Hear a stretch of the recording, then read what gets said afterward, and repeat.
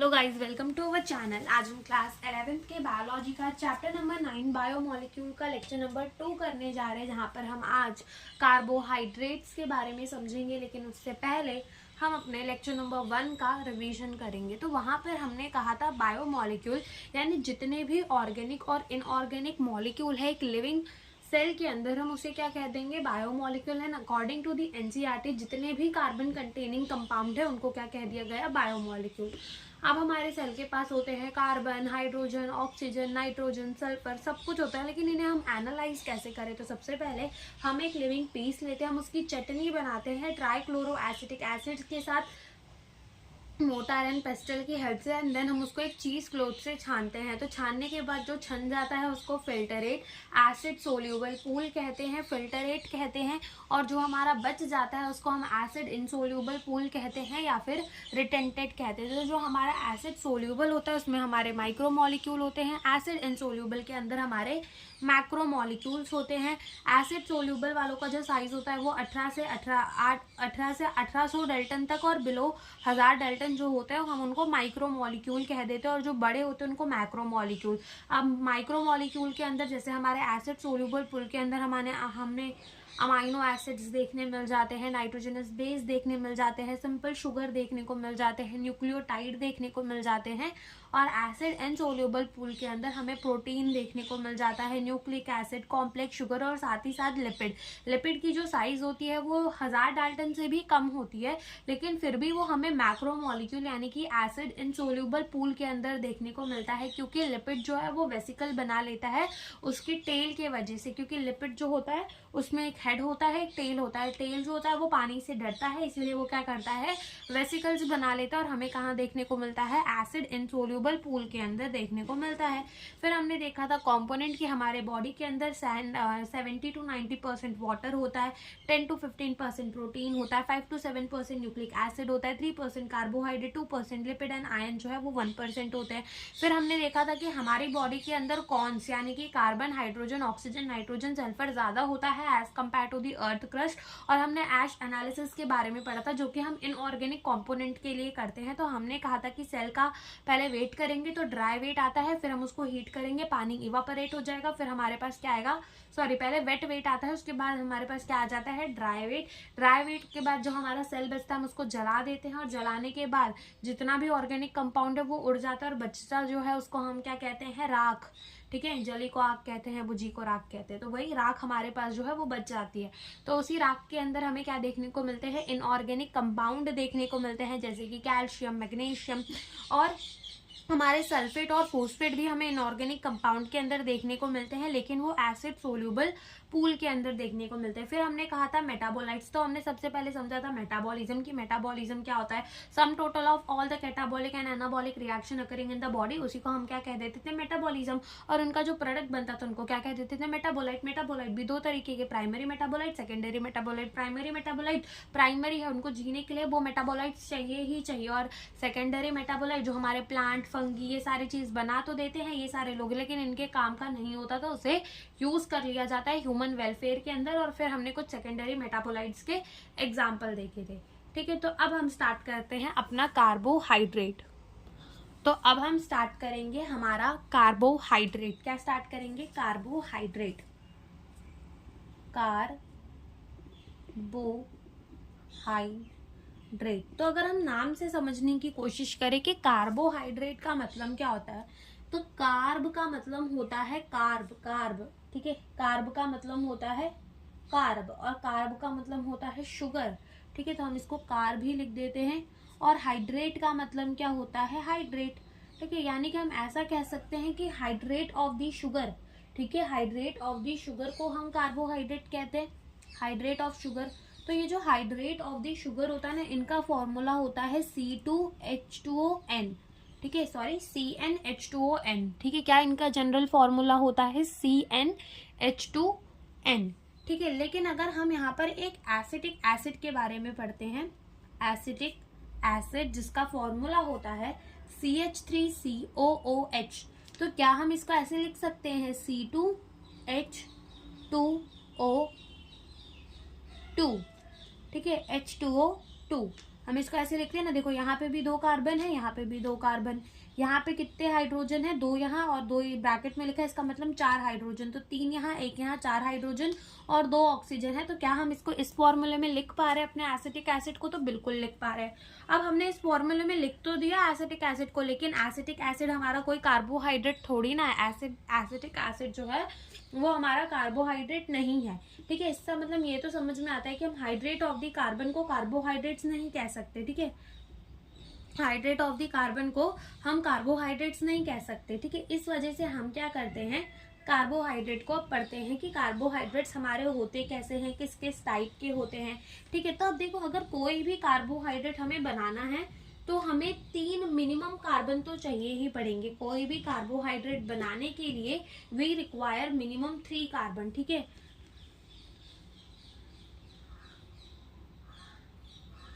Carbohydrate require minimum 3 carbon. 3 carbon तो minimum हमें चाहिए, और 3 कार्बन के बाद हम कितने भी कार्बन लगा ले वो हमारी मर्जी है, लेकिन मिनिमम 3 कार्बन तो हमें चाहिए ही होते हैं कार्बोहाइड्रेट बनाने के लिए।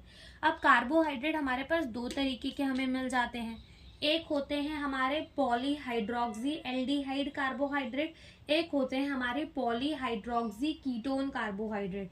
तो यही हम लिखेंगे, एक होते हैं हमारे पॉलीहाइड्रोक्सी एल्डिहाइड और एक होते हैं हमारे पॉलीहाइड्रोक्सी कीटोन, ठीक है। एक होते हैं पॉलीहाइड्रोक्सी एल्डिहाइड और एक होते हैं हमारे पॉलीहाइड्रोक्सी कीटोन, ठीक है। एक होते हैं पॉलीहाइड्रोक्सी एल्डिहाइड और एक होते हैं पॉलीहाइड्रोक्सी कीटोन। क्या होते हैं? Polyhydroxy ketone. तो जो हमारे पॉलीहाइड्रोक्सी एल्डिहाइड होते हैं, नाम में ही समझो, पॉली का मतलब क्या होता है? मोर देन 1, ठीक है। हाइड्रोक्सी का क्या मतलब होता है? OH। और एल्डिहाइड का मतलब कौन सा वाला ग्रुप? C+O और H, ये वाला ग्रुप। यानी कि यहाँ पर हमारे ऐसे कार्बोहाइड्रेट्स होते हैं जिनके अंदर एक से ज्यादा हाइड्रोक्सी ग्रुप प्रेजेंट होता है, एल्डिहाइड वाले। और poly again more than 1, hydroxy का मतलब अगेन OH एंड कीटोन का मतलब होता है C+O। और यहाँ कुछ भी लगा हुआ हो सकता है, तो C+O वाला जो ग्रुप होता है वो हमारा क्या हो जाता है? पॉलीहाइड्रोक्सी कीटोन हो जाता है। यानी कि अगर मैं मिनिमम 3 कार्बन का एक कार्बोहाइड्रेट तुम्हें बनाकर दिखाऊं पॉलीहाइड्रोक्सी एल्डिहाइड वाला, तो वो कुछ ऐसा दिखेगा कि हमने 3 कार्बन बना दिए। अब पहले कार्बन में हमें अपना फंक्शनल ग्रुप लगाना है, यानी कि एल्डिहाइड, ठीक है। तो C+O और बाकी हम यहाँ पे OH लगा देंगे, यहाँ पे OH और बाकी इसकी वैलेंसीज किससे पूरी कर देंगे? हाइड्रोजन से, क्योंकि कार्बन हमारे 4 बॉन्ड बनाते हैं। तो ये हो गया हमारा एक तरीका का पॉलीहाइड्रोक्सी एल्डिहाइड। अब इसके बाद इसमें कितने भी कार्बन हो सकते हैं, ये तो खाली हमने समझा है। ऐसे ही होता है हमारा क्या? 3 कार्बन बना लो। अब हम इसमें क्या बनाएंगे? Polyhydroxy ketone. तो कैसे बनाएंगे? अब यहाँ पर हम कीटोन में डबल बॉन्ड नहीं लगा सकते, क्योंकि कीटोन में डबल बॉन्ड विद ऑक्सीजन आता है, लेकिन उसके बाद कार्बन के 2 अलग अलग बॉन्ड होने चाहिए। यानी यहाँ से कार्बन की चेन होनी चाहिए, कोई झमाझम चेन आनी चाहिए, सेम यहाँ से भी आनी चाहिए, या फिर एक कार्बन तो आना ही चाहिए, तब वो हमारा कीटोन ग्रुप कहलाता है। तो हम बीच में लगा देंगे, ठीक है। इस कार्बन ने 4 बॉन्ड बना लिए, यहाँ एक OH लगा दो, यहाँ पे भी एक OH लगा दो। अब बचे इन दोनों कार्बन के 2 बॉन्ड, तो एक हाइड्रोजन, अगेन यहाँ पे भी एक हाइड्रोजन। तो ये हमारा एक टाइप का क्या हो गया? पॉलीहाइड्रोक्सी कीटोन हो गया, ठीक है। तो ऐसे हमारे हमको देखने को मिलते हैं, या तो पॉलीहाइड्रोक्सी कीटोन होते हैं या फिर पॉलीहाइड्रोक्सी एल्डिहाइड। क्योंकि आगे हम कार्बोहाइड्रेट पढ़ेंगे, हम ग्लूकोज को पढ़ेंगे, तो हम कहेंगे कि जो ग्लूकोज है हमारा वो पॉलीहाइड्रोक्सी एल्डिहाइड है। तब हमें समझ में आना चाहिए कि हम कह क्या रहे हैं, पॉलीहाइड्रोक्सी एल्डिहाइड क्या, पॉलीहाइड्रोक्सी कीटोन क्या, ठीक है। तो ये बात हो गई। फिर उसके बाद हमारा जो मेन कार्बोहाइड्रेट का क्लासिफिकेशन आता है वो ये है कि हमारे जो कार्बोहाइड्रेट्स हैं हम उन्हें सैकराइड भी कहते हैं। सैकराइड का मतलब हम उन्हें शुगर भी कहते हैं। अब ये जो सैकराइड्स हैं, यानी कि जो हमारे कार्बोहाइड्रेट हैं, ये भी टाइप के होते हैं, जैसे कि मोनोसैकराइड, ऑलिगोसैकराइड, पॉलीसैकराइड, ठीक है। अलग अलग तरीके के होते हैं। हमने क्या बोला कि ये जो हमारे सैकराइड्स होते हैं वो मोनोसैकराइड, डाइसैकराइड, ठीक है, ऑलिगोसैकराइड, पॉलीसैकराइड, ऐसे सैकराइड्स के फॉर्म में होते हैं। तो ये भी चीज हम लिखेंगे कि ये जो हमारे कार्बोहाइड्रेट्स हैं इनको हम और क्या कहते हैं? इनको हम कहते हैं सैकराइड, और सैकराइड, और हम इसे क्या कह सकते हैं, शुगर। अब ये हमारे अलग अलग तरीके के सैकराइड्स दिखते हैं, जैसे कि हमारा मोनोसैकराइड हो गया,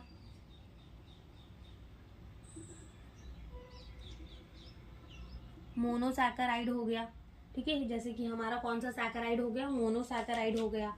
फिर जैसे कि हमारा ओलिगोसैकराइड हो गया, ठीक है, जैसे कि कौन हो गया हमारा ओलिगोसैकराइड, तो ये भी हम लिखेंगे।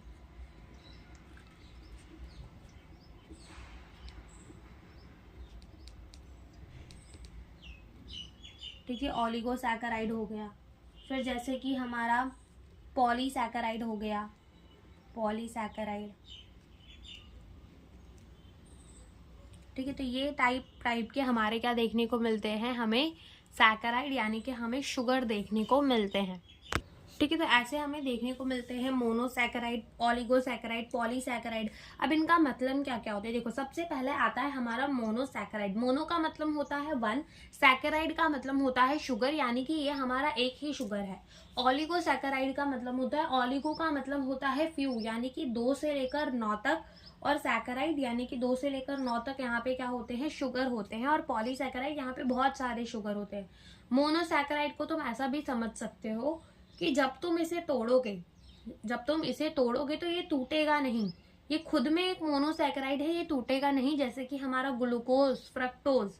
ऐसे ओलिगोसैकराइड के अंदर हम पढ़ेंगे एक डायसैकराइड, यानी डायसैकराइड पढ़ेंगे। इसका मतलब वो डायसैकराइड जब टूटता है तो वो हमें 2 मोनोसैकराइड देता है, ठीक है। जैसे कि मान लो हमारा एक डायसैकराइड है, जैसे कि सुक्रोज हमारा क्या है, एक डायसैकराइड है। तो जब हमारा सुक्रोज टूटता है तो वो हमें 2 मोनोसैकराइड देता है, that is glucose and fructose, तो वो हमारे ओलिगोसैकराइड। और ऐसे ही हमारे पॉलीसैकराइड्स भी होते हैं। तो मोनोसैकराइड्स हम लिखेंगे carbon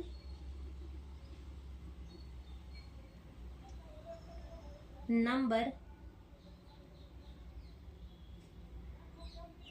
vary in different mono. Carbon number यहाँ पे वैरी कर सकते हैं, कार्बन नंबर की कोई वो नहीं है। जैसे कि अगर हमारा ग्लूकोज है, वो एक मोनोसैकराइड, हम उसे तोड़ेंगे तो हमें कुछ नहीं मिलेगा, लेकिन उसमें 6 कार्बन फिर भी प्रेजेंट होते हैं, तो वो होते हैं हमारे मोनोसैकराइड। या फिर ऐसे लिख लो कि जो फर्दर हाइड्रोलाइज नहीं हो सकते वो हमारे क्या होते हैं, मोनोसैकराइड। अगर 3 कार्बन का मोनोसैकराइड है तो उसका नाम हो जाएगा ट्रायोज शुगर। क्या नाम हो जाएगा, ट्रायोज शुगर। ऐसे ही अगर वो 4 कार्बन का है तो उसका नाम क्या हो जाएगा, टेट्रारोज शुगर, टेट्रोज शुगर, ठीक है। 5 कार्बन का है तो उसका नाम हो जाएगा पेंटोज शुगर, ठीक है। 6 कार्बन का है तो उसका नाम हो जाएगा हेक्सोज शुगर, ठीक है। तो ऐसे उसके नाम हो जाएंगे, शुगर शुगर शुगर, ठीक है ना। ओलिगोसैकराइड का मतलब होता है कि 2 से लेकर 9 तक, एंड सैकराइड का मतलब होता है शुगर, ठीक है, शुगर। ओके, तो अब ये जो हमारे ओलिगोसैकराइड्स है ना, ये भी हमारा यहाँ पे भी कार्बन का नंबर वेरी कर सकता है। अगर 2 कार्बन के हमारे ओलिगोसैकराइड है तो हम उसे कहेंगे क्या, डायसैकराइड। क्या कहेंगे, डायसैकराइड कहेंगे, ठीक है। अगर यही 3 कार्बन के हैं तो हम उसे ट्राइसैकराइड कहेंगे, 4 कार्बन के हैं तो हम उसे टेट्रासैकराइड कहेंगे। और पॉलीसैकराइड, पॉली का मतलब होता है मैनी, ठीक है, मैनी। यहाँ पर बहुत सारे शुगर हमें देखने को मिलते हैं, मैनी शुगर, तो वो हमारा क्या हो जाता है, पॉलीसैकराइड हो जाता है। तो अब हम स्टार्ट करने जा रहे हैं हमारा मोनोसैकराइड। तो मोनोसैकराइड का मतलब होता है जो फर्दर हाइड्रोलाइज ना हो सके, ठीक है। कार्बन के नंबर अलग अलग हो सकते हैं, वो हमारे 3 कार्बन का भी हो सकता है, 4 कार्बन का भी हो सकता है, 5, 6, कितने भी कार्बन का हो सकता है, लेकिन वो फर्दर हाइड्रोलाइज नहीं होगा, वो हमारा क्या होगा, मोनोसैकराइड। अब हमारे ओलिगोसैकराइड्स के अंदर आता है डायसैकराइड, इसका मतलब टूटने के बाद वो हमें 2 मोनोसैकराइड देगा। ट्राइसैकराइड, इसका मतलब टूटने के बाद वो हमें 3 मोनोसैकराइड्स देगा। तो ये मतलब होते हैं। तो अब हम स्टार्ट करते हैं अपने मोनोसैकराइड्स को। तो अब हम समझने जा रहे हैं हमारे मोनोसैकराइड्स को। किसे समझने जा रहे हैं, मोनोसैकराइड को। तो उसके अंदर हम सबसे पहले समझेंगे किसे, ग्लूकोज को, ठीक है, ग्लूकोज को समझेंगे। किसे समझेंगे, ग्लूकोज को समझेंगे। लेकिन उससे पहले हम एक चीज यहाँ पर ये समझ लेते हैं कि जो हमारे शुगर्स है ना, वो 2 फॉर्म में एग्जिस्ट करते हैं। एक तो वो हमारा स्ट्रेट चेन में एग्जिस्ट कर जाते हैं, स्ट्रेट चेन, और दूसरा वो एग्जिस्ट करते हैं हमारे रिंग फॉर्म में। या तो स्ट्रेट चेन में एग्जिस्ट कर जाते हैं या तो वो एग्जिस्ट करते हैं किसमें, रिंग फॉर्म में। स्ट्रेट चेन का मतलब जैसे तुम ऑर्गेनिक अगर पढ़े होगे तो स्ट्रेट चेन का मतलब वहां पर सीधी सीधी कार्बन प्रेजेंट होती है, ठीक है, तो उसको हम कहते हैं स्ट्रेट चेन। और रिंग फॉर्म यानी कि वो रिंग बनाकर भी प्रेजेंट होती है। अब रिंग फॉर्म में भी हमारे ना दो टाइप की क्या देखने को मिलती है हमें, रिंग। एक हमें देखने को मिलती है पायरेनोज रिंग, पायरेनोज रिंग, और एक हमें देखने को मिलती है फ्यूरेनोज रिंग।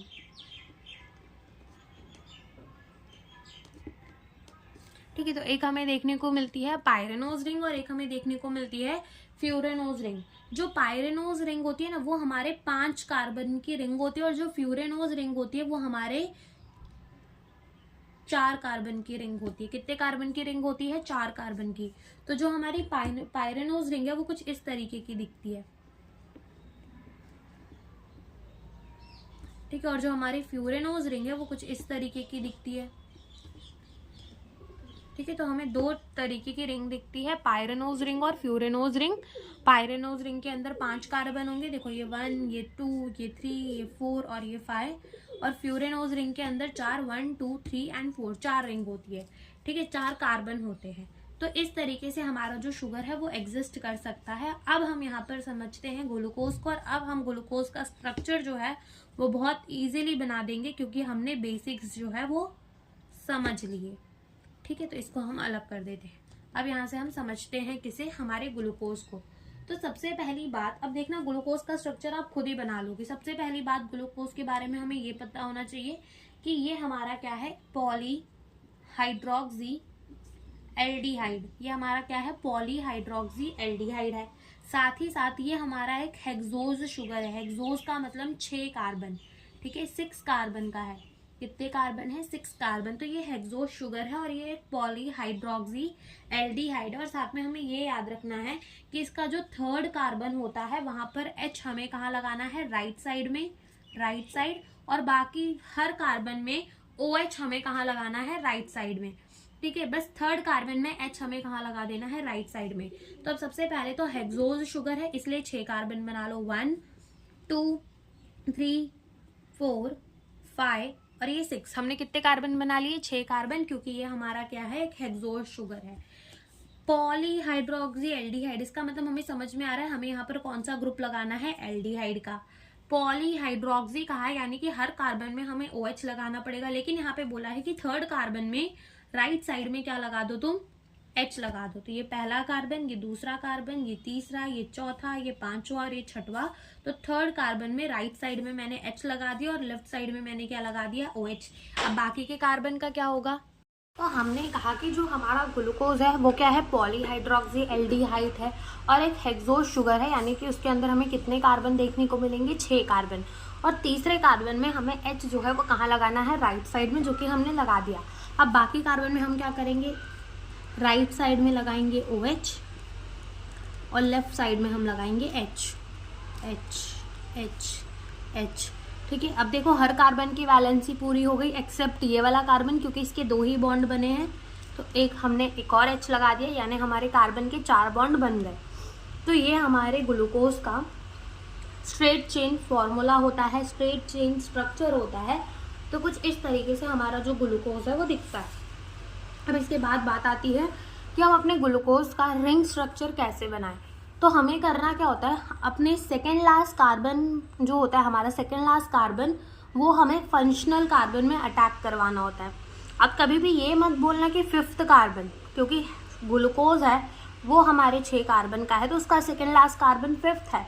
हो सकता है कोई ऐसा शुगर हो जिसमें 5 ही कार्बन हो, तो उसका सेकेंड लास्ट कार्बन कौन सा हो जाएगा, 4th वाला, ठीक है। तो हम क्या कराएंगे, अपने 5th वाले कार्बन का अटैक, यानी कि अपने सेकेंड लास्ट कार्बन को कहाँ अटैक करवाएंगे, अपने फंक्शनल कार्बन में, यानी कि वो कार्बन में जिसमें लगा हुआ है फंक्शनल ग्रुप, यानी कि अपने पहले कार्बन में करवाएंगे, ठीक है। तो यहाँ पर फिर से हम एक बार बनाते हैं, 2, 3, 4, 5 और ये 6, ठीक है। यहाँ पे लगा हुआ है OH, H, ठीक है। यहाँ पे लगा दो H, यहाँ लगा दो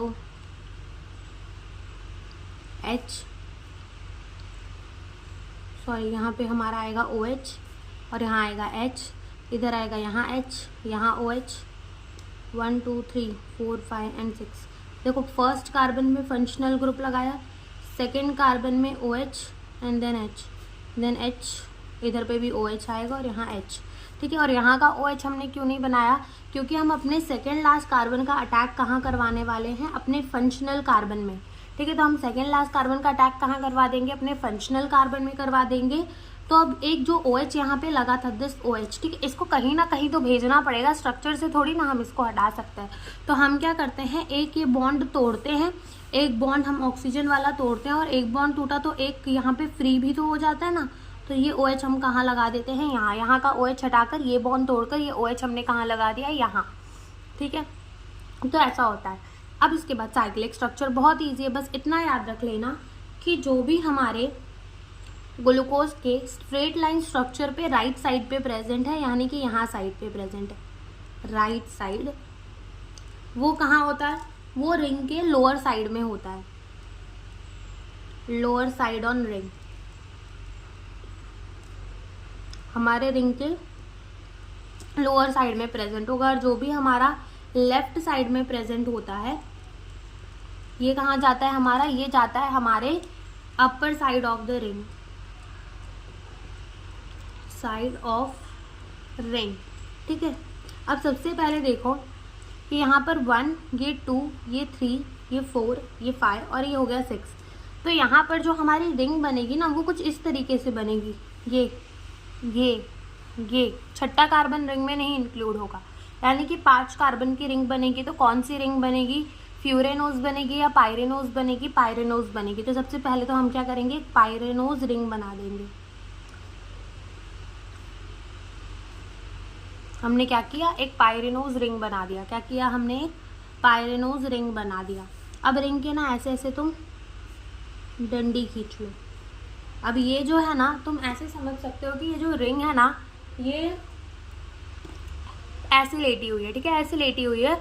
और जो बॉन्ड है वो कुछ इस तरीके से प्रेजेंट है, यानी कि एक बॉन्ड जो है ना, जैसे मान लो ये रिंग है, तो यहाँ पर जो बॉन्ड है वो इस तरीके से, एक जो रिंग के अबोव आएगा, जैसे कि हम देख सकते हैं कि ये जो ढक्कन है वो अबोव द रिंग आ रहा है, और ये जो है बिलो द रिंग आ रहा है लोअर साइड में, और ये जो है कहाँ आ रहा है, अपर साइड में। तो इस तरीके से रिंग जो है वो लेटी हुई है। अब क्या कर, हमने बोला कि जो भी राइट साइड की चीज़ें होंगी वो कहाँ जाएंगी, हमारे lower side of the ring में। तो हम कार्बन का नंबर भी देते हैं 1, ये सेकेंड कार्बन, थर्ड, फोर्थ, और ये होगा हमारा कौन सा कार्बन, फिफ्थ कार्बन। कौन सा कार्बन, फिफ्थ कार्बन। तो सबसे पहले फर्स्ट वाले कार्बन में आओ, तो क्या उसका ऑक्सीजन के साथ बॉन्ड है, बिल्कुल, उसका किसके साथ बॉन्ड है, ऑक्सीजन के साथ बॉन्ड है। फिर अब यहाँ पे बचता है एक H और OH। क्या बचता है, एक H बचता है और एक OH। तो ये H तो हमारा कहाँ चला जाता है, लेफ्ट साइड में, और OH कहाँ आ जाता है, राइट साइड में, ठीक है। तो OH आ जाता है राइट साइड में, तो हम इसको कहाँ लगाएंगे, lower side of the ring, और H कहाँ लगा देंगे, ऊपर। दूसरे कार्बन में आओ, OH प्रेजेंट है इस तरफ, यानी कि लोअर साइड में ले चलो इसको, OH लगा दो यहाँ। H प्रेजेंट है कहाँ, लेफ्ट साइड में, तो हमने कहाँ लगा दिया, ऊपर। तीसरे कार्बन में चलो, यहाँ पर हमारे राइट साइड में कौन प्रेजेंट है, हाइड्रोजन प्रेजेंट है, कहाँ आएगा, लोअर साइड में। और OH कहाँ प्रेजेंट है, लेफ्ट साइड में, यानी कि वो upper side of the ring में जाएगा। फोर्थ कार्बन में आओ, तो फोर्थ कार्बन में क्या है, फोर्थ कार्बन में हमारा अगेन सेम पैटर्न चल रहा है, OH आएगा नीचे की तरफ, H आएगा ऊपर की तरफ। अब बात आती है हमारे फिफ्थ कार्बन की। हमारे फिफ्थ कार्बन में ना एक लगा हुआ है हाइड्रोजन और एक लगा हुआ है, यानी हमारे फिफ्थ कार्बन ने 2 बॉन्ड बनाए हैं। एक बनाया है कौन सा, हाइड्रोजन, और दूसरा कौन सा बनाया है उसने, ये CH2OH, ठीक है। कौन सा ग्रुप लगा हुआ है, CH2OH। तो हाइड्रोजन को हम नीचे रख देते हैं, और ये जो बल्कि पार्ट होता है CH2OH, इसको हम कहाँ रख देते हैं, ऊपर की तरफ रख देते हैं। अपना जो CH2OH है उसे हम कहाँ रख देते हैं, ऊपर की तरफ रख देते हैं। तो ये बन गया हमारे ग्लूकोज का स्ट्रक्चर। कौन सा, ये हमारा क्या बन गया है, ग्लूकोज का स्ट्रक्चर बन चुका है। क्या बन चुका है, ग्लूकोज का स्ट्रक्चर, ठीक है। तो बस अब हम यहाँ पे लिख देंगे कि ये हमारा क्या है, अल्फा ग्लूकोज, ठीक है। ये हमारा क्या है, अल्फा ग्लूकोज हमने बनाया, ठीक है। अब ऐसे ही अब हम बनाते हैं राइबोस को, ठीक है। हम अब किसे बनाएंगे, राइबोस को। तो उसको भी देखते हैं उसे कैसे बना सकते हैं, राइबोस।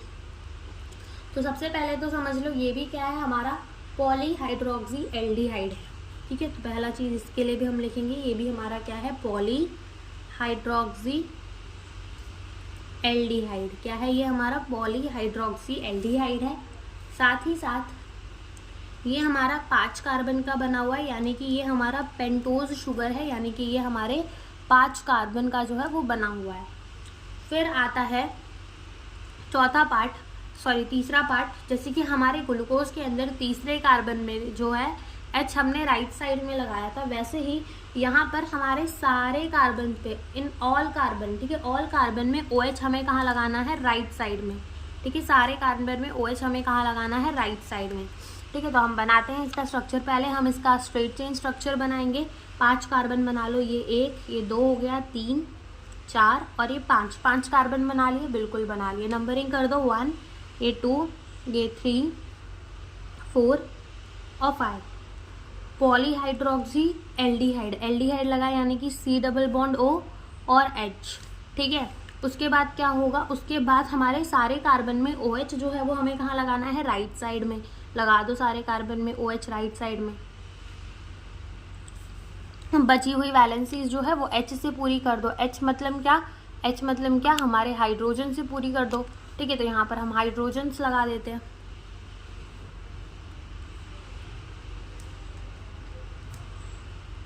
हो गया, ये हमारा स्ट्रेट चेन स्ट्रक्चर बन गया किसका, राइबोस का। अब हमें इसका क्या बनाना है, साइक्लिक फॉर्म बनाना है। तो अगेन हमें अपना जो सेकेंड लास्ट कार्बन है उसका अटैक कहाँ करवाना पड़ेगा, अपने फंक्शनल कार्बन में। अगेन ये बॉन्ड टूटेगा और OH हमें कहाँ लगाना पड़ेगा, यहाँ लगाना पड़ेगा। OH जो है वो हमें ऊपर की तरफ देना पड़ेगा, यहाँ से OH हटाकर ये OH हमें कहाँ डालना पड़ेगा, ऊपर, और एक बॉन्ड तोड़ना पड़ेगा। अब तुम देखो तो 1 2 3 4, क्या बोला हमने, 1 2 3 4, यानी कि 1 2 3 4 और ऐसे, यानी कि अब हमारी 4 कार्बन की रिंग बन रही है। तो यहाँ पे हमारा कौन सा रिंग आएगा, पायरोनोज की फ्यूरेनोज रिंग आएगी, तो वही हम बना लेते हैं। ये हमने अपनी फ्यूरेनोज रिंग बना ली। अब कार्बन में नंबर दो, 1, ये 2, ये 3 और ये 4। सबसे पहले आ जाओ पहले कार्बन में, जो कि हमारा किससे अटैच है, O से, ऑक्सीजन से अटैच है। साथ ही साथ वहाँ पर अब एक OH भी प्रेजेंट है और एक H भी प्रेजेंट है, एक OH भी प्रेजेंट है और एक H भी प्रेजेंट है। अब OH कहाँ प्रेजेंट होता है, राइट साइड में, तो हम उसको कहाँ रखेंगे, लोअर साइड में, यानी कि OH यहाँ रख दिया, H यहाँ रख दिया। अब यहाँ तो सारे कार्बन में वही करना है, OH यहाँ रख देंगे, H यहाँ रख देंगे, OH यहाँ रख देंगे, H यहाँ रख देंगे। सिमिलरली यहाँ पे भी OH यहाँ रख देंगे।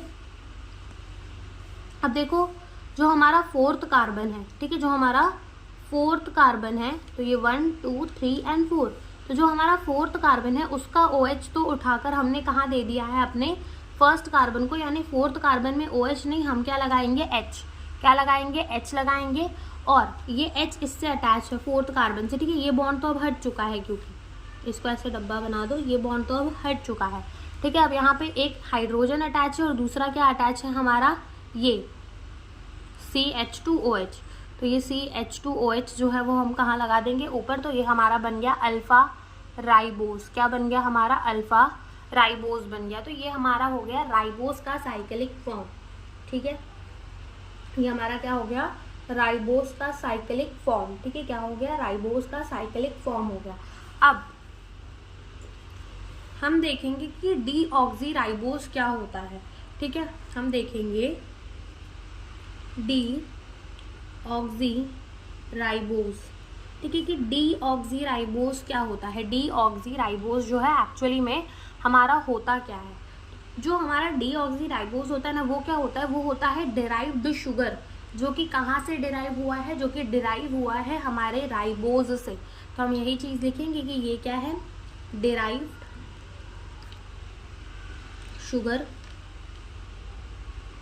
ये डिराइव शुगर है, जो कि कहाँ से डिराइव हुआ है, जो कि कहाँ से डिराइव हुआ है, जो कि डिराइव हुआ है हमारे फ्रॉम राइबोस, ठीक है। राइबोस से डिराइव हुआ है हमारा कौन सा शुगर, हमारा डीऑक्सीराइबोस शुगर जो है वो हमारा कहाँ से डिराइव हुआ है, वो डिराइव हुआ है हमारे राइबोज शुगर से, ठीक है। राइबोज शुगर से जो है वो डिराइव्ड हुआ है, ठीक है। राइबोज शुगर से है जो वो हमारा डिराइव्ड हुआ है, कौन सा शुगर, डीऑक्सीराइबोस। अब अगर हम राइबोस बनाए तो हमारा राइबोस कैसा था, इधर था OH, इधर था H, इधर था OH, इधर था H, इधर था OH, इधर था H, इधर था H और इधर था CH2OH। ठीक है, ऐसा सा कुछ हमारा क्या था, राइबोज था। अब हमने क्या किया, हमने कहा कि हमारा जो डीऑक्सी राइबोज है वो कैसे बनेगा, वो बनेगा derive sugar from the ribose, यानी कि हमारा जो डीऑक्सी राइबोज है वो कैसे बनेगा, जो हमारा at second carbon, at carbon number 2, ठीक है, कार्बन नंबर 1 ये है, कार्बन नंबर 2 ये है, तो कार्बन नंबर 2 में डीऑक्सीजनेशन होगी, यानी कि जिनेशन। ठीक है, एट कार्बन नंबर 2 क्या होगी, डीऑक्सीजनेशन होगी, यानी कि हम उसमें से ऑक्सीजन को निकालेंगे। हम क्या करेंगे, ऑक्सीजन को निकालेंगे। क्या करेंगे, हम ऑक्सीजन को निकालेंगे, तो वो हमारा क्या बन जाएगा, डीऑक्सीराइबोज बन जाएगा। खाली हमें क्या करना है, ऑक्सीजन को निकाल देना है। तो ये देखो कुछ ऐसा सा दिखने लगेगा, इधर पे OH रहेगा, यहाँ पर H, इधर पे भी H रहेगा, इधर पे भी H, क्योंकि हमने ऑक्सीजन निकाल दिया है। यहाँ पे OH, यहाँ पे H और यहाँ पे अगेन OH और यहाँ पे H। तो ये हमारा क्या बन जाएगा, ये हमारा बन जाएगा अल्फा डीऑक्सी राइबोज, यानी कि D का मतलब ही होता है डिलीट कर देना, एंड ऑक्सी का मतलब होता है ऑक्सीजन, और राइबोज का मतलब ये राइबोज से आया है, तो इसका नाम क्या रख दिया गया हमारा, डीऑक्सी राइबोज। क्या रख दिया गया, डीऑक्सी राइबोज रख दिया गया। अब हम हर बार ये अल्फा क्यों लिख रहे कि ये हमने अल्फा ग्लूकोज बनाया, अल्फा राइबोज बनाया, अल्फा डीऑक्सी राइबोज बनाया, ये हम इसीलिए लिख रहे हैं क्योंकि हमें अपने फंक्शनल कार्बन को चेक करना होता है, यानी कि हमें अपने फर्स्ट कार्बन को चेक करना होता है।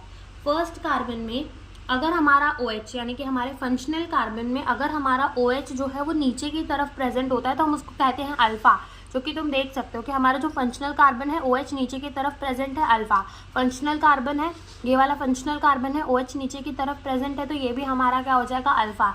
लेकिन यही फंक्शनल कार्बन में OH ऊपर की तरफ होता और H नीचे की तरफ होता, तो हम उसको कह देते कि ये बीटा फॉर्म है। कौन सा वाला फॉर्म है, बीटा फॉर्म। तो यही हम समझेंगे कि ये अल्फा बीटा हम क्यों बोल रहे हैं, तो अल्फा ये होगा बीटा। हम क्या लिखेंगे, चेक फंक्शनल कार्बन। ठीक है, अगर हमारा OH जो है वो बिलो द रिंग होगा, बिलो द रिंग, तो वो हमारा अल्फा फॉर्म होगा। अबव द रिंग होगा, अबव द रिंग, तो वो हमारा कौन सा फॉर्म होगा, बीटा फॉर्म। ये अल्फा फॉर्म के लिए, ये बीटा फॉर्म के लिए। तो ये होते हैं हमारे alpha and the beta form. ठीक है, ये होते हैं हमारे क्या, अल्फा और बीटा फॉर्म के। हमारा अल्फा फॉर्म क्या होता है, बीटा फॉर्म क्या होता है, तो इससे हमें पता चलता है कि कौन सा वाला हमारा अल्फा फॉर्म है एंड कौन सा वाला हमारा बीटा फॉर्म है। ठीक है, तो ये हमने समझ लिया अपने मोनोसैकेराइड्स को, और अब हम समझेंगे अपने डाइसैकेराइड्स को, सॉरी ऑलिगोसैकेराइड्स को। किसे समझेंगे, ऑलिगोसैकेराइड्स को, ऑलिगोसैकेराइड। ठीक है, हम किसे समझेंगे, अपने ऑलिगोसैकेराइड्स को समझेंगे, क्योंकि अब हम जो है मोनोसैकेराइड्स को समझ चुके हैं। ठीक है, मोनोसैकेराइड्स को हम समझ चुके हैं, तो अब हम क्या समझेंगे, अपने ऑलिगोसैकेराइड्स। ठीक है, हम अपने ऑलिगोसैकेराइड्स को समझेंगे। हम कैसे समझेंगे, अपने ऑलिगोसैकेराइड्स को समझेंगे। ओके, अब ऑलिगोसैकेराइड, ठीक है, ऑलिगोसैकेराइड्स के अंदर हमने कहा था 2 से लेकर 9 तक हमें जो है कार्बन मिल सकते हैं। ठीक है, और हमने कहा था कि अगर 2 कार्बन होंगे तो हम उसको डाइसैकेराइड्स कहेंगे, ट्राइसैकेराइड्स भी होते हैं, टेट्रासैकेराइड्स भी होते हैं हमारे, हमने ऐसा कहा था ना। तो डाइसैकेराइड का मतलब क्या, कि वहाँ पर 2 शुगर कंबाइन करके बने हैं। ट्राइसैकेराइड का मतलब 3 शुगर कंबाइन करके बने हैं। टेट्रासैकेराइड का मतलब 4 शुगर कंबाइन करके बने हैं। ठीक है, तो ऑलिगो का मतलब 2 से 9 और सैकेराइड का मतलब क्या होता है, शुगर। ठीक है, सैकेराइड का मतलब क्या होता है, शुगर, यानी 2 शुगर भी जुड़े हुए हो सकते हैं, 3 भी, 4 भी, 5 भी, 6 भी, 7 भी, 8 भी, 9 भी। ठीक है, तो कितने भी शुगर जुड़े हुए हो सकते हैं, तो हम उससे क्या कह देंगे, ऑलिगोसैकेराइड, जिसके अंदर हम सबसे पहला पढ़ेंगे डाइसैकेराइड्स। ठीक है, किसे समझेंगे, डाइसैकेराइड्स को समझेंगे। तो देखो, डाई नाम में ही आ रहा है क्या, 2, और सैकेराइड का मतलब क्या, अगेन हमारा शुगर।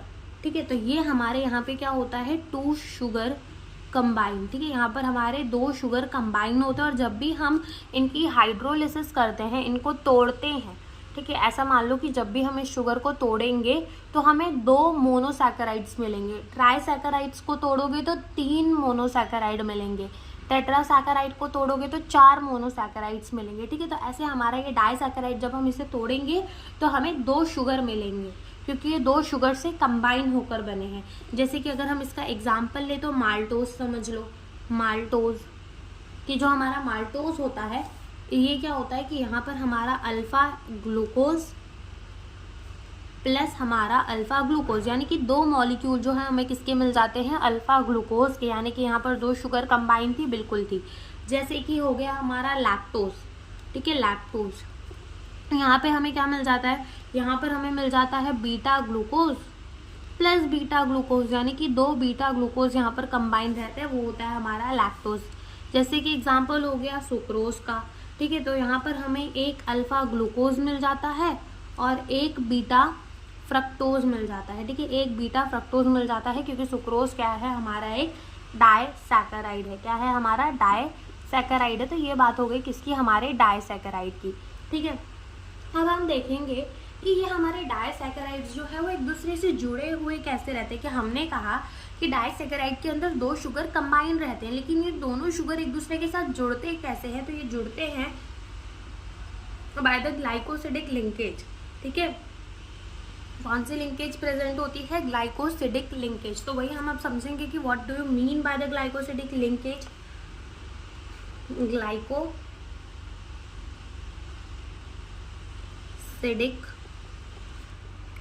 लिंकेज, ठीक है, हम क्या समझेंगे, ग्लाइकोसिडिक लिंकेज को समझेंगे। तो हम लिखेंगे 2 और मोर शुगर कंबाइन, 2 या 2 से ज़्यादा शुगर जो है वो कंबाइन करते हैं विथ ईच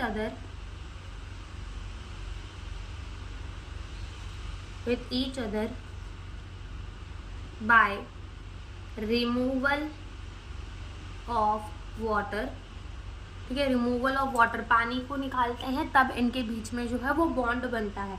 तो removal of the water forming हमारा ग्लाइकोसिडिक लिंकेज।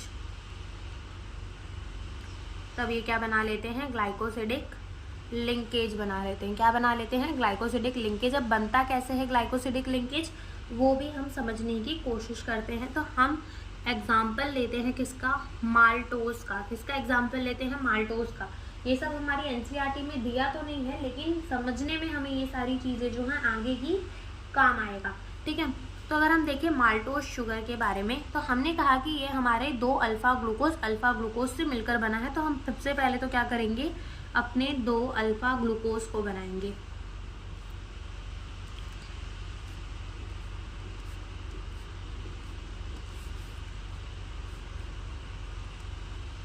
हम क्या करेंगे, अपने 2 अल्फा ग्लूकोज को पहले बना लेते हैं।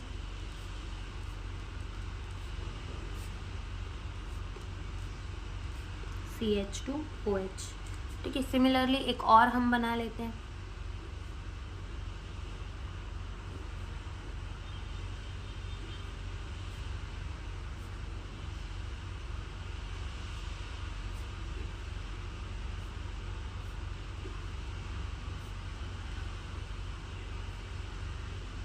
ठीक है, तो ये हमने क्या बना लिया है, ये भी हमारा अल्फा ग्लूकोज है, ये भी हमारा अल्फा ग्लूकोज है। अब ये दोनों को हम कंबाइन करवाएंगे, इनके बीच में बनाएंगे ग्लाइकोसिडिक बॉन्ड, जिससे ये हमारा बना लेगा क्या, माल्टोज, यानी कि एक डाइसैकेराइड। अब ये बॉन्ड बनेगा कैसे, अब देखो 2 अल्फा ग्लूकोज आ गए, अब यहाँ पर प्रेजेंट है OH और OH, तो इस OH में से निकलेगा क्या, हमारा H2O। ठीक है, क्या निकल जाएगा, हमारा H2O। ठीक है, ये जो H2O दिख रहा है हमें वो निकल जाएगा। ठीक है, H2O निकला तो बीच में हमारा क्या बचा, एक ऑक्सीजन बचा, और वो ऑक्सीजन दोनों के बीच में प्रेजेंट हो जाएगा और क्या बना देगा, हमारा क्या बना देगा, माल्टोज। ठीक है, तो वो भी हम बनाते हैं। तो वाटर यहाँ से निकाल देना है, OH यहाँ का और यहाँ का एक H। ठीक है, या फिर OH यहाँ का और H एक यहाँ का, तो दोनों चीज़ें सेम ही है, वाटर का रिमूवल बस करना है हमें। ठीक है, तो अगेन हम अपना ग्लूकोज बना लेते हैं।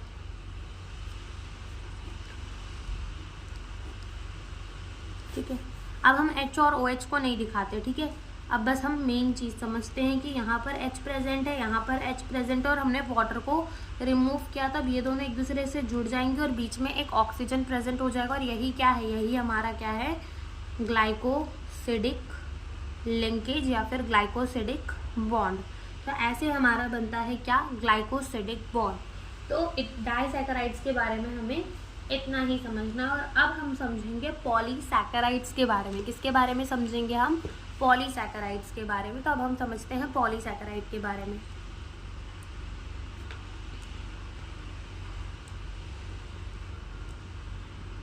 पॉलीसैकेराइड्स के बारे में, अब पॉली का मतलब होता है मैनी और सैकेराइड का मतलब होता है शुगर, यानी कि यहाँ पर बहुत सारे शुगर जो होते हैं वो प्रेजेंट होते हैं।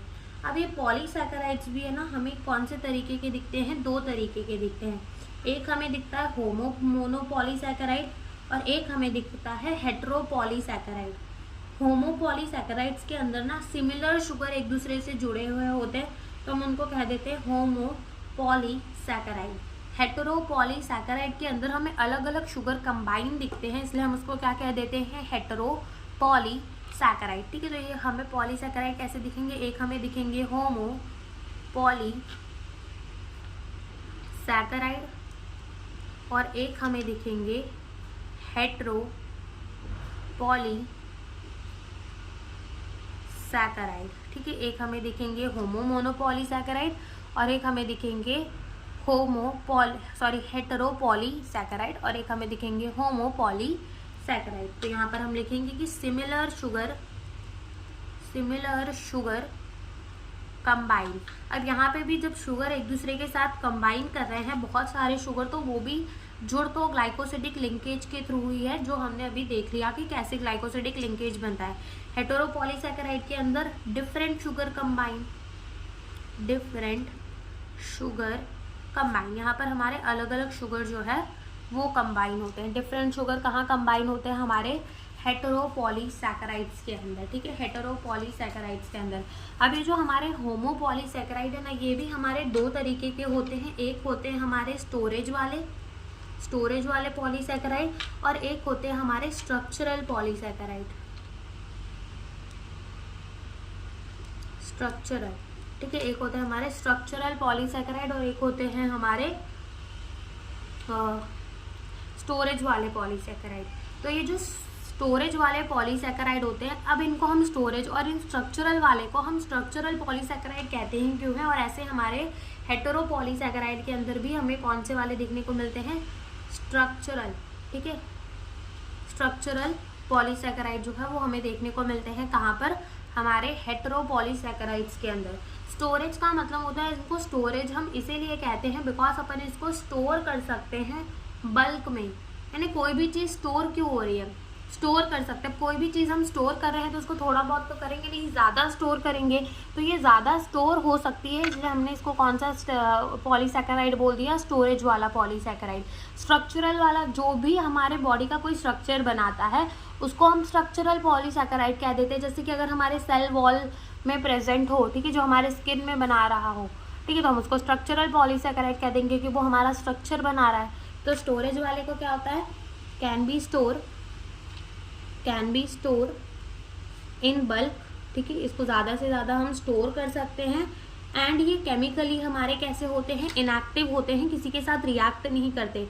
अगर रिएक्ट ही कर जाते तो ये स्टोर ना हो पाते, ठीक है, जमा नहीं रह पाते, कहीं ना कहीं रिएक्ट करके चले जाते। ठीक है, तो ये हमारे केमिकली इनएक्टिव होते हैं। और स्ट्रक्चर वाले क्या बनाते हैं, स्ट्रक्चर। अब हमारे स्टोरेज वाले, जैसे कि हमारा ग्लाइकोजन हो गया, बॉडी के अंदर स्टोर होता है ना, जब भी हमें एनर्जी चाहिए होती है तो ये टूटता है। ठीक है, ऐसे हमारा स्टार्च हो गया, हमने देखा था प्लांट के अंदर स्टार्च बनता है, देखा था कि नहीं, प्लांट के अंदर बनेगा स्टार्च। ओके, ये हमने देखा था। और एक हमारा हो जाता है इन्यूलिन। ठीक है, इंसुलिन नहीं, इन्यूलिन। ठीक है, वो भी हमारा क्या होता है, स्टोरेज पॉलीसैकेराइड। स्ट्रक्चरल पॉलीसैकेराइड क्या होता है, जैसे कि सेल्यूलोज। ठीक है, ये स्ट्रक्चर बनाने के काम आता है। काइटिन सेल वॉल बनाता है फंगी की। ठीक है, सेलुलोज प्लांट की बना देता है। ऐसे ही हमारे एक होते हैं हेटेरोपॉलीसैकेराइड्स स्ट्रक्चरल वाले, और वो होता है हमारा पेप्टिडोग्लाइकेन और हमारा हाइलुरोनिक एसिड। ठीक है, ये 2 तरीके के जो होते हैं हमारे पॉलीसैकेराइड्स होते हैं। अब इसके बाद आगे की चीज़ें हम पढ़ेंगे नेक्स्ट लेक्चर में। सो अभी का लेक्चर हम यहीं पे करते हैं ख़त्म। हमने अभी पढ़े हैं पॉलीसैकेराइड्स के बारे में। हमने कहा होमोपॉलीसैकेराइड, हेट्रोपॉलीसैकेराइड। होमोपॉलीसैकेराइड में क्या होगा, सिमिलर शुगर कंबाइन होंगे। हेट्रोपॉलीसैकेराइड के अंदर क्या होगा, डिफरेंट शुगर कंबाइन करेंगे। होमो के अंदर हमें स्टोरेज वाले भी दिखेंगे, स्ट्रक्चर वाले भी दिखेंगे, लेकिन हमारे हेट्रो के अंदर हमें सिर्फ स्ट्रक्चरल वाले दिखेंगे, होमो स्टोरेज वाले जो है वो नहीं दिखेंगे। ठीक है, तो इतना अभी हमने पढ़ लिया और बाकी का हम पढ़ेंगे नेक्स्ट लेक्चर में। तो अभी के लिए इतना ही। Thank you for watching the video.